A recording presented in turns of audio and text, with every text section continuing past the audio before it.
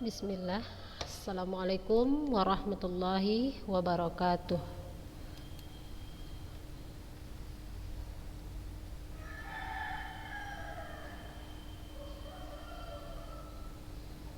Ayo hidupkan speakernya dulu kak. Ya. Assalamualaikum warahmatullahi wabarakatuh.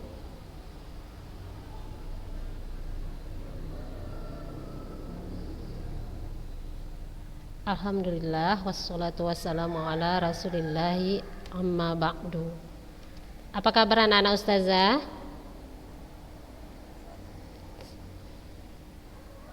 Alhamdulillah sehat. Siap untuk memulai pelajaran hari ini?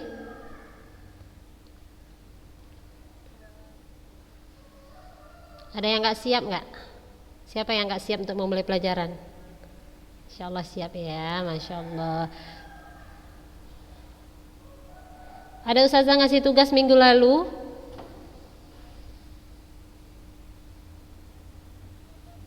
Apa tuh? Apa tugasnya kak?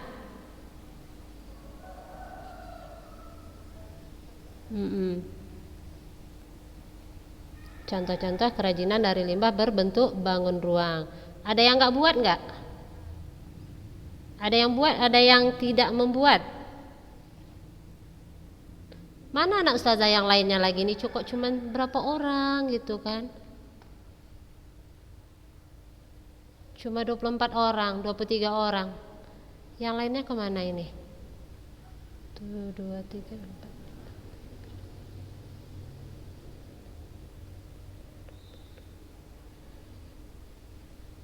Kenapa kakak-kakak makin hari makin sedikit kita yang Zoom? Apa kendalanya?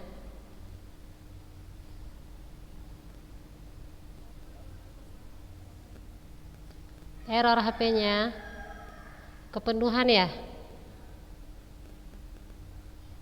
Coba hapus dulu yang tidak begitu penting atau tidak sangat penting. Coba dihapus dulu biar tetap bisa belajar. Kadang gini ya kak, ada kalanya tidak ada rekaman YouTube-nya. Nah, nanti kan sayang kalau tidak ikut Zoom. Kalau memang ada rekaman YouTube-nya masih bisa direkaman YouTube. Ya, sayang sebenarnya.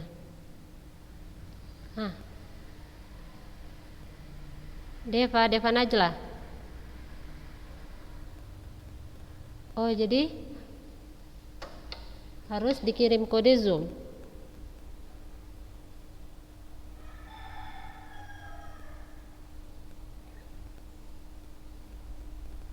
Deva Najla.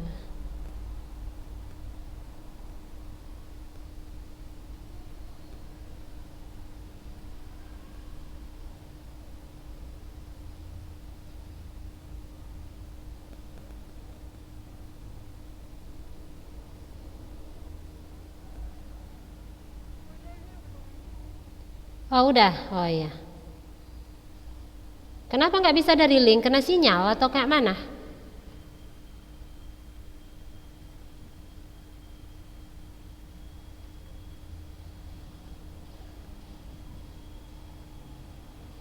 Nggak tahu.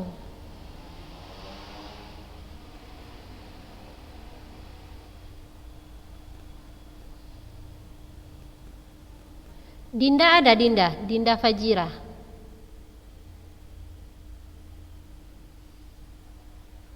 Nggak ada ya? Dinda, apakah anti ada? Siapa lagi yang bermasalah, yang susah dapat sinyalnya? Kalimatus? Ada Kalimatus. Bagus sinyalnya. Lo Dinda sakit tapi dia udah absen dari kemarin. Belum sehat.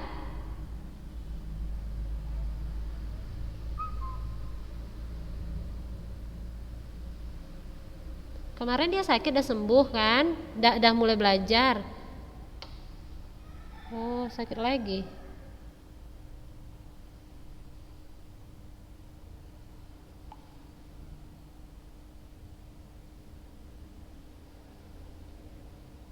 Ya udahlah nggak apa-apa, qadarullah ya kalau memang disinyal ya, tapi jangan malas-malas ya nak ya belajarnya. Kalau memang itu sinyal kita mau apa ya kan? Baik, kita mulai materi kita ya. Oh, tunggu tugasnya. Siapa yang tidak membuat? Coba Ustazah cek dulu yang tidak membuat. Coba jujur. Jujur sama Ustazah.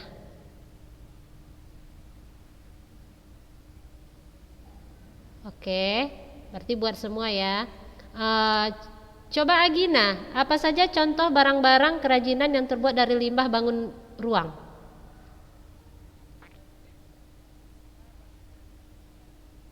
Mm-mm. Mm-mm.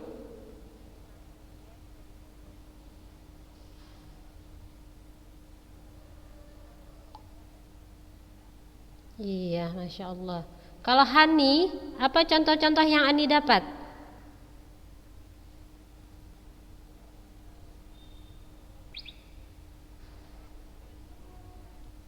Mm-mm.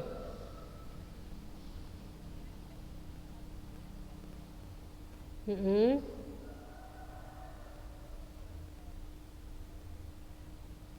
Terus,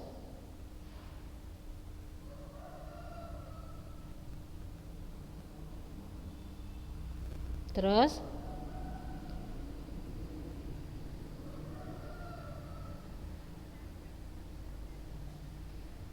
iya, Masya Allah. Coba kalau Risa, apa yang Risa dapat?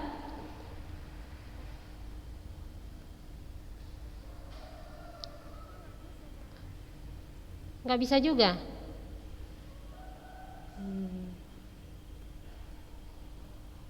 Iya ya, kenapa ya? Ya udah, semoga nanti Deva biar nonton link YouTube aja ya. Kalau Risa, apa yang Anti dapat? Risa,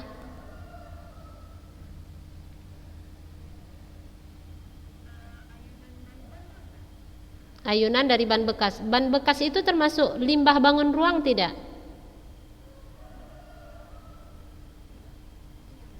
Iya. Coba yang lainnya apa yang didapat? Mm-mm. Ya,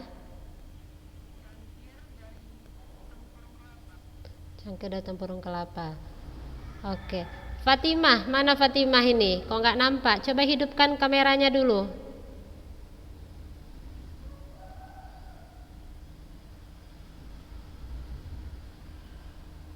Fatimah. Nah, apa yang Fatimah dapat?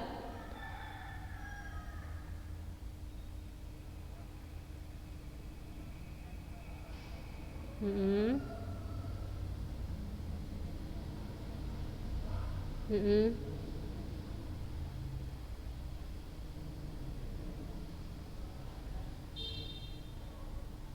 Itu aja. Kalau Zalfa, apa yang Anti dapat?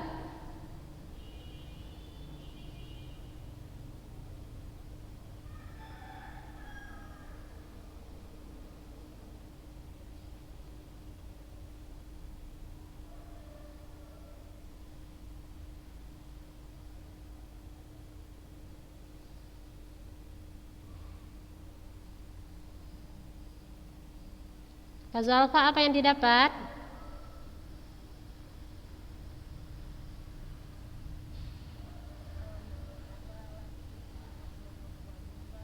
Mm-mm.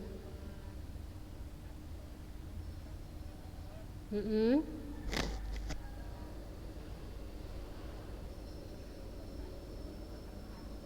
Mm-mm.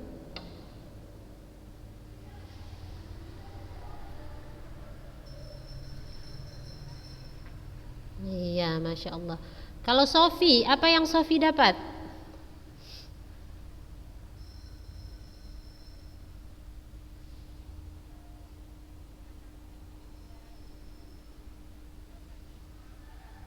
Mm-mm.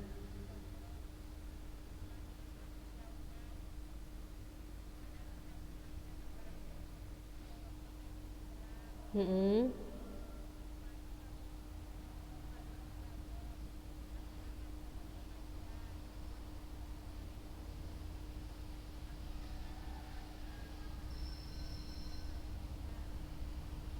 Banyak ya, oke. Alhamdulillah, berarti semua membuat yang Ustazah suruh ya. Berarti nanti sudah tahu contoh-contohnya. Nah, sekarang limbah berbentuk bangun ruang. Kemarin Ustazah sudah memberi pengertiannya belum? Limbah berbentuk bangun ruang itu apa? Belum. Nah, limbah berbentuk bangun ruang adalah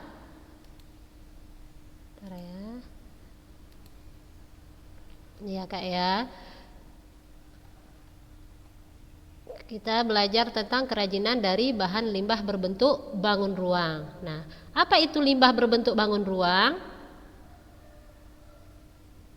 Nah, sini limbah berbentuk bangun ruang yaitu limbah yang berbentuk bangun yang berdimensi 3. Berdimensi 3, apa itu? Yaitu dia memiliki volume atau ruang, ya, sehingga limbah tersebut dapat berdiri serta memiliki volume atau keruangan. Nah, itu dia ya. Limbah berbentuk bangun ruang adalah limbah yang berbentuk bangun yang berdimensi 3, yaitu bahan limbah yang memiliki volume atau ruang sehingga limbah tersebut dapat berdiri serta memiliki volume dan keruangan.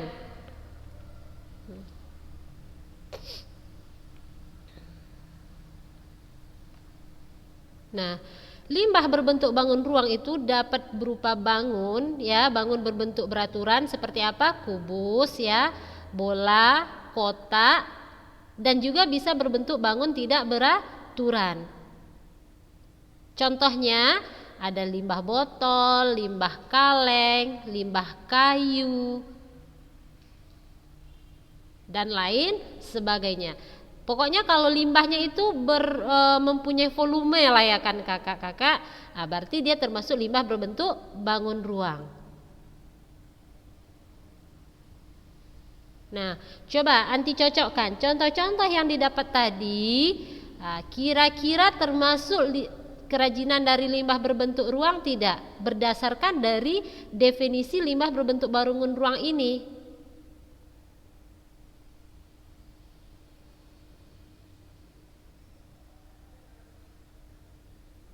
Risa kok bersama Sakira?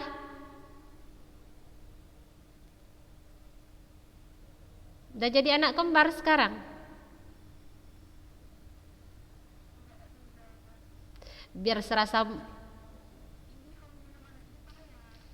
jadi nggak apa-apa, biar masih berasa mondoknya ya kan. Orang buat kue pun Ustazah tengok berdua ya kan.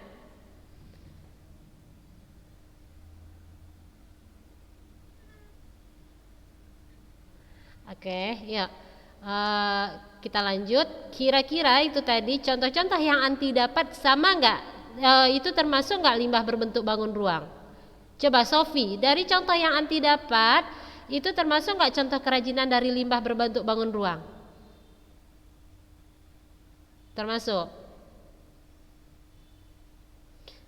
Kalau Zalfa, termasuk nggak limbah berbentuk bangun ruang? Contoh-contoh yang anti dapat. Termasuk. Kok rame kali rumah Hanti? Kok rame kali? Oh. Oke, yuk kita lanjut ya. Hari ini kita masuk ke perencanaan usaha kerajinan dari bahan limbah berbentuk bangun ruang. Yang pertama, ide dan peluang usaha kerajinan dari bahan limbah berbentuk bangun ruang.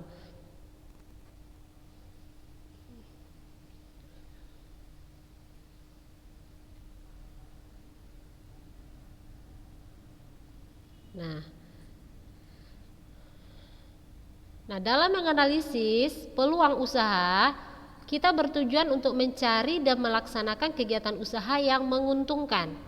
Ya kan? Ada nggak orang yang membuat usaha supaya tidak dapat untung?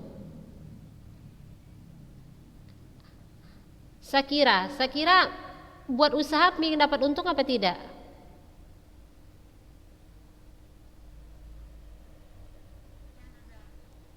Berarti kan dianalisis dulu nggak usahanya itu. Ustazah tengok nih, Sakira mulai merintis dia ini. Masya Allah ya. Dianalisis dulu nggak itu? Coba Sakira.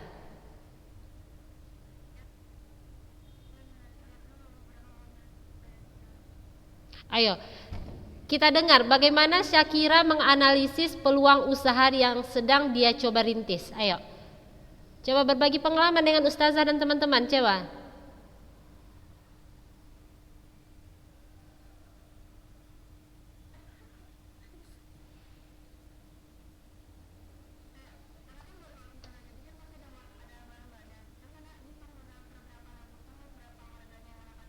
Mm-mm.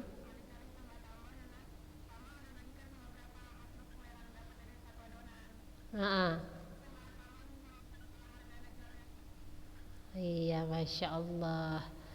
Ya, mudah-mudahan yang lainnya ada yang menyusul ya, merintis usaha. Masya Allah, Ustazah senang kalau anak-anak Ustazah tiba-tiba jadi pengusaha gitu. Memang bukan tiba-tiba ya Kak ya, udah dirintis dari jauh sebenarnya ya. Usaha itu dari yang kecil, kita berusaha meminta sama Allah menjadi besar ya. Ustazah doakan Sakira punya toko roti yang besar ya, Masya Allah. Oke. Nah, di dalam menganalisis peluang usaha, ada faktor-faktor yang menjadi pertimbangan kita. Ya, kakak-kakak ya. Ini bisa kita praktekkan sebenarnya. Ya, kita pelajari di sini, di hari-hari bisa kita praktekkan. Ya. Ada faktor-faktor yang menjadi pertimbangan kita. Apa? Nah, yang pertama adalah faktor keuntungan. Faktor keuntungan, apakah usaha yang ditetapkan itu mendatangkan keuntungan atau tidak? Nah, jika setelah diperhitungkan ternyata tidak memberi keuntungan yang memadai, sebaiknya pilihan bersangkutan kita batalkan. Ya, seperti kata Sakira tadi, dia sudah menghitung-hitung semua, ya, modalnya, penjualannya. Nah, kalau dengan satu adonan itu jadinya beberapa roti, dijual dengan harga segitu jadinya berapa? Nah, kalau Sakira tetap melanjutkan usaha rotinya, sudah pasti di dalam hitung-hitungannya dia tadi, dia sudah yakin ada keuntungan. Nah, seandainya di situ tidak ada keuntungan, sudah pasti itu ditinggalkannya. Kalaupun dia tetap memproduksi roti, mungkin bukan untuk diperjualbelikan, cukup untuk konsumsi di dalam rumah saja. Nah, itu tadi faktor keuntungan. Nah, yang B yang harus kita pertimbangkan adalah faktor penguasaan teknis, yaitu cara pembuatan produk kerajinan perlu dikuasai atau dipelajari dengan baik oleh karyawan dan pengrajin. Ya, kakak-kakak ya. Jadi kalau di pelajaran ini kita kan tentang kerajinan. Nah, bisa anti aplikasikan di dalam hari-hari, tidak hanya anti membuat produk kerajinan. Teknis-teknis ini, cari faktor-faktor ini bisa diaplikasikan ke dalam usaha apapun sebenarnya. Nah, contohnya dalam pembuatan roti, ya kan? Nah, si pengusahanya otomatis dia paham cara pembuatan kue atau roti tersebut. Dan dia juga harus mempunyai karyawan, mencari karyawan yang paham akan cara pembuatan kue atau roti tersebut. Begitu juga dengan usaha kerajinan. Begitu juga dengan usaha kerajinan, pengrajin dan karyawannya harus paham, harus tahu dan harus menguasai pembuatan produk tersebut. Nah, faktor yang ketiga adalah faktor pemasaran, yaitu harus diteliti kemungkinan pemasaran dan prospek pemasarannya di waktu mendatang.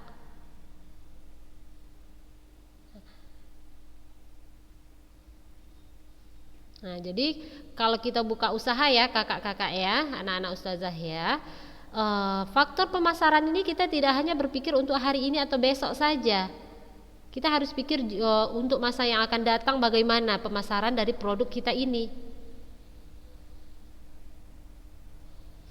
Apakah beberapa waktu berikutnya orang masih menyukai ini gitu. Nah, kalaupun orang tidak menyukai, misalnya orang mungkin sudah tidak suka produk ini, kita sudah tahu produk apa yang akan kita buat gitu. Nah, untuk berikut-berikutnya. Jadi kita sudah berpikir jauh ke situ. Dari mana kita tahu? Kita sudah meneliti keadaan pasar gitu. Ya kan? Nah, yang D, faktor bahan baku. Nah, bahan baku merupakan faktor penting yang ikut menentukan tingkat harga pokok dan kelancaran proses produk usaha kerajinannya. Kenapa? Nah, bisa ketersediaan bahan baku yang terbatas misalnya, ya kan? Kita ingin membuat suatu produk kerajinan, tapi bahan baku yang akan kita gunakan ini terbatas keberadaannya, terbatas ketersediaannya. Nah, ini mempengaruhi tentang kelancaran produk kita nantinya. Bagaimana kalau bahan ini habis? Nah, berarti produk kita terhenti.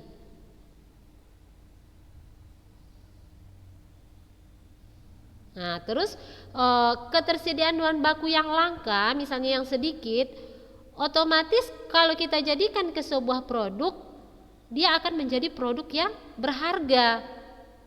Nah, dia menentukan tingkat harganya, ketersediaan bahan baku tadi.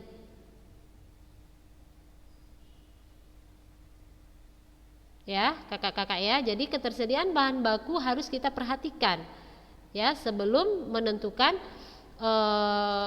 menganalisis sebuah peluang usaha.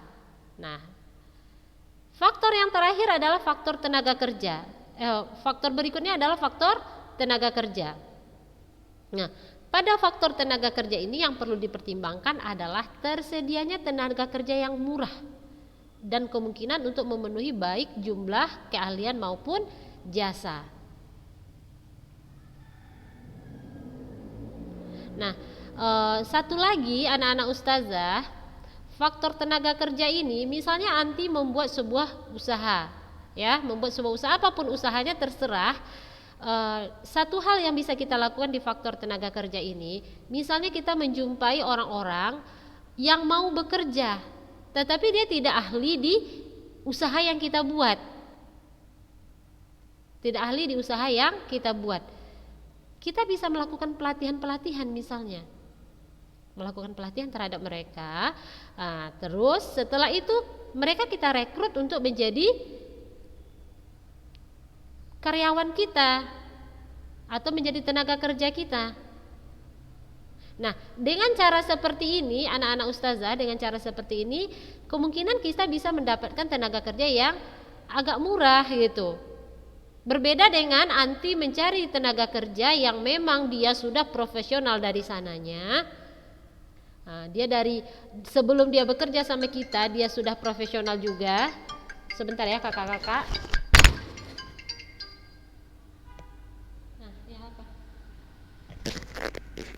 Kenapa? Belum bisa teleponkan?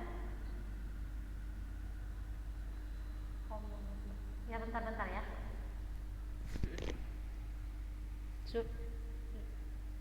Suruh antar aja nanti. Oh, ya bentar lagi selesai ya.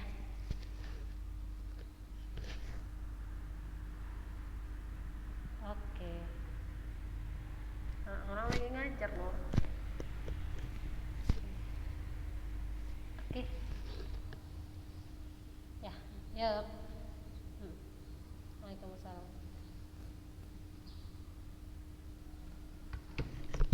Yuk, maaf ya kakak-kakak. Nah, itu tadi faktor tenaga kerja. Kita lanjut. Nah, di faktor tenaga kerja, seperti Ustazah jelaskan tadi, kita ulang ya. Anti memakai seseorang yang memang sudah ahli di bidangnya dengan memakai orang yang misalnya memang dia tidak bisa, orang yang punya semangat kerja gitu, tapi dia tidak mampu di bidang itu, terus anti didik, anti lakukan pelatihan. Nah, itu mempengaruhi di dalam menentukan harga mereka, harga tenaga mereka.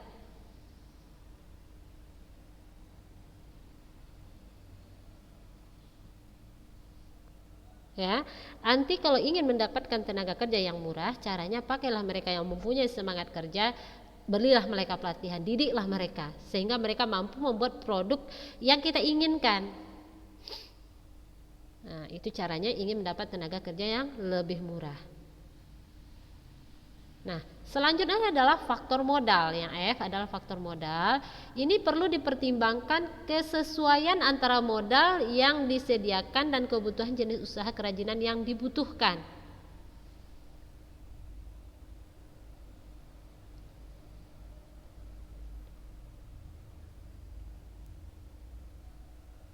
Ya, jadi harus disesuaikan antara modal dengan jenis usaha yang dibutuhkan. Nah, misalnya anak-anak ustazah ingin membuat sebuah usaha yang toko roti misalnya ya, ingin membuat sebuah toko roti yang langsung sebesar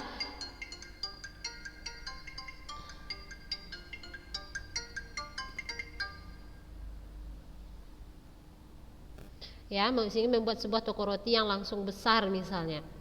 Namun kita harus mempertimbangkan modal yang kita punya di sini ya, anak-anak ustazah.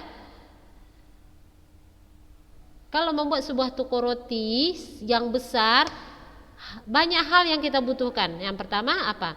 Kita membutuhkan tempat yang otomatis besar gitu, ya kan? Tempat yang luas.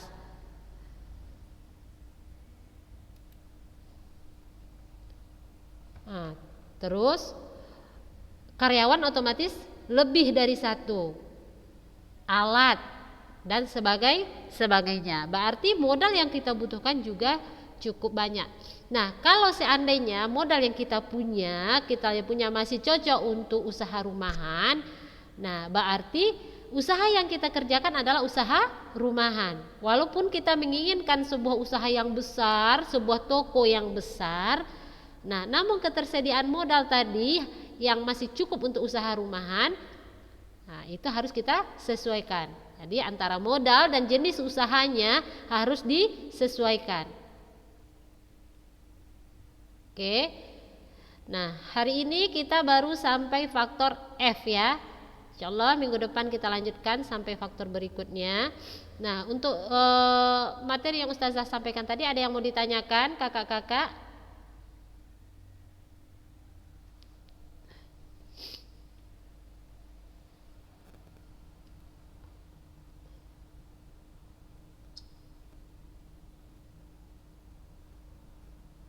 Ada yang mau ditanyakan? Gak ada. Lengkapi catatannya ya kak ya. Setiap pertemuan tuh usahakan dicatat. Nah,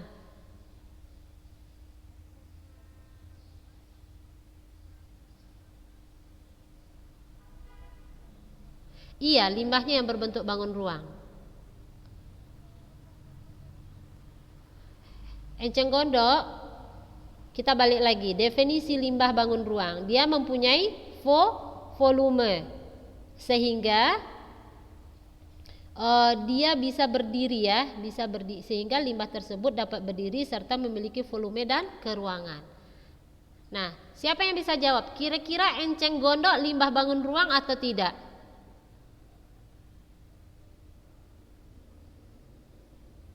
Ada yang bisa jawab?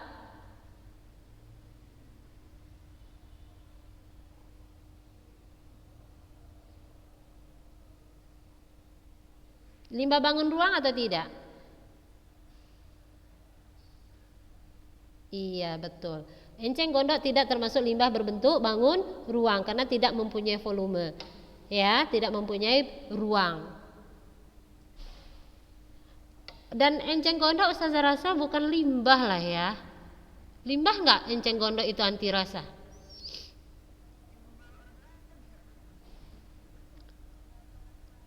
Hama. Iya. Coba pengertian limbah. Siapa yang tahu pengertian limbah? Oke, Ustazah udah dikejar-kejar sama Ustazah Nana. Nah, untuk pengertian limbah minggu depan kita diskusikan ya kakak-kakak, apakah yang masuk limbah bangun ruang itu apa saja ya. Minggu depan kita diskusikan rame-rame ya.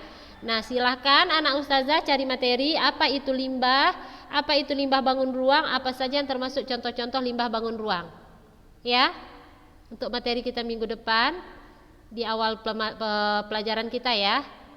Baik, kita cukupkan hari ini sampai di sini ya anak-anak ustazah.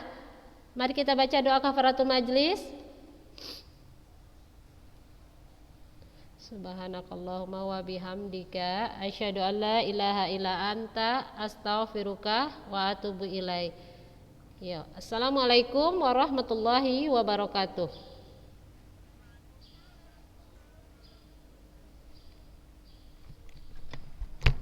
Sudah.